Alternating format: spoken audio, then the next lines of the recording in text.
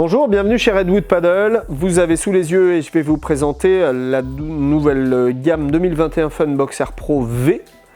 Double, donc toutes les planches double chambre chez Redwood Paddle. Donc en 12/6 et en 14 qui existent en plusieurs largeurs différentes. Même construction que l'année dernière, c'est-à-dire on reste sur une gamme en woven sur la Funbox Air Pro, donc une construction ultra légère, ultra rigide. Vous pouvez les gonfler un petit peu plus et donc là la gamme Pro V, l'intérêt c'est quoi? C'est la double chambre et la carène travaillée. La double chambre, ça vous permet, et c'est une obligation, de passer les 300 mètres quand vous allez naviguer en mer et même sur certains grands lacs. Il y a une obligation d'avoir une chambre séparée. Donc c'est deux endroits de gonflage différents.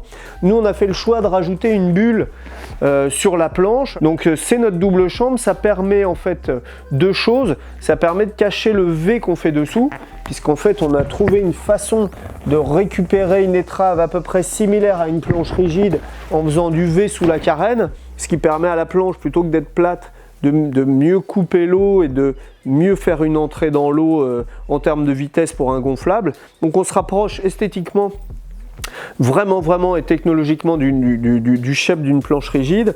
La même chose, la bulle devant, en fait, évidemment c'est la double chambre, mais elle permet de cacher le V, puisqu'en fait quand on fait le V sous la carène, on retrouve le même sur le dessus. Donc plutôt que l'eau vienne couler à l'intérieur du V, on a fait cette bulle. L'intérêt aussi, quand on prend du clapot, cette bulle, contrairement à une planche complètement plate, c'est d'avoir plus de volume sur l'avant, ce qui fait que quand la planche rentre dans du clapot, tout de suite avec le volume supplémentaire, elle s'enfonce pas et au contraire elle sort de l'eau et elle évacue l'eau sur les côtés. Même une planche plate va garder l'eau sur le dessus et là ça part sur les côtés. Donc c'est vrai que c'est vraiment quelque chose qu'on fait depuis 3 ans. Je pense qu'on est les seuls à faire ça. C'est bien, pour le moment on n'a pas été copié, mais c'est vraiment, ça rend la planche un peu plus performante évidemment. C'est un petit peu plus lourd puisqu'on a une deuxième chambre, mais comme cette deuxième chambre est pas en drop stitch et c'est juste une enveloppe de PVC, c'est vrai qu'il ne faut pas trop la gonfler non plus, hein, ou sinon vous allez déformer l'arrière de la planche.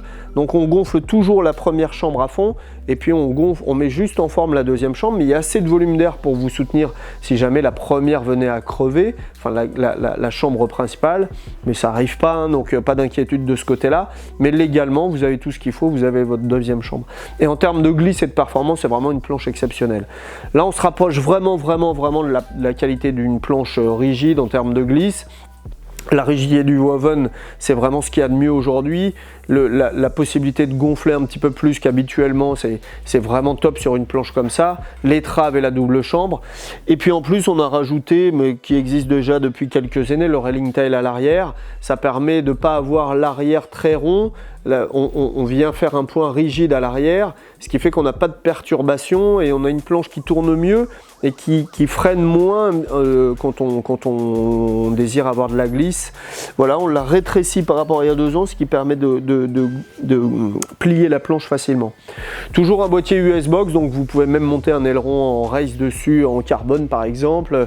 Voilà, donc les poignées, le pads, des poignées à l'avant, toujours un petit filet devant quand même pour partir avec un sac à dos étanche, une bouteille d'eau. Il y a toujours les points d'amarrage sur l'avant des planches, mais ça toujours le petit D-ring à l'avant si jamais vous avez besoin d'être tracté.